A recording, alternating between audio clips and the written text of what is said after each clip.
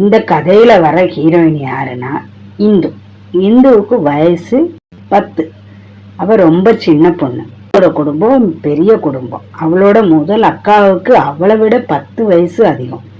அந்த அக்காவோட குழந்தைக்கு காது குத்தணும்னு எல்லாரும் குலதெய்வ கோவிலுக்கு போறாங்க. போன இடத்துல குழந்தைக்கு வாங்கிட்டு வந்த தோடு காணாம போகுது. அந்த கோவில் ஏதோ ஒரு காட்டுக்குள்ள. அங்க எந்த வசதியும் கிடையாது, எந்த கடையும் எதுவுமே கிடையாது. இந்துவோட அம்மா அப்பா கிட்ட வேற நகை வாங்குறதுக்கும் காசு இல்லை. ஆனா அந்த குழந்தைக்கு அவங்க அம்மா அப்பா தான் தோடு வாங்கி கொடுக்கணும். அந்த நகைய அவங்க தேடாத இடம் இல்ல, எல்லா இடத்துலயும் தேடினாங்க. கோவிலுக்கு வந்த இடத்துல யாருக்கிட்டையும் அவங்களால கேட்க முடியல. இருந்தாலும் அவங்களால முடிஞ்ச எல்லா இடத்துலயுமே தேடி பார்த்தாங்க. நகை கிடைக்கவே இல்லை. இப்ப நம்ம வந்திருக்கிறது கோவிலுக்கு. கோவிலுக்கு எதுக்கு வரோம்? சாமி கும்பிட.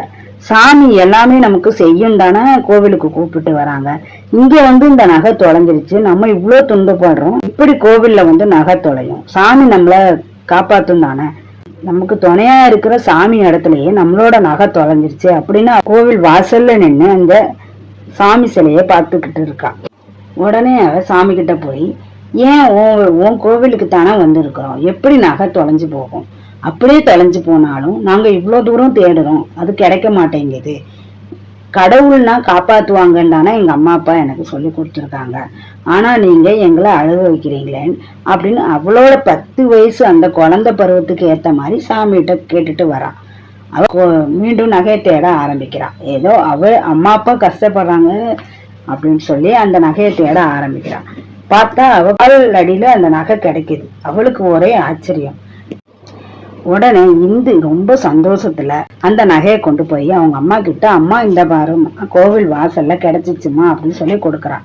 அவங்க அம்மாவும் ரொம்ப சந்தோஷமாகி நகையை வாங்கி அக்கா கிட்ட கொடுக்குறாங்க.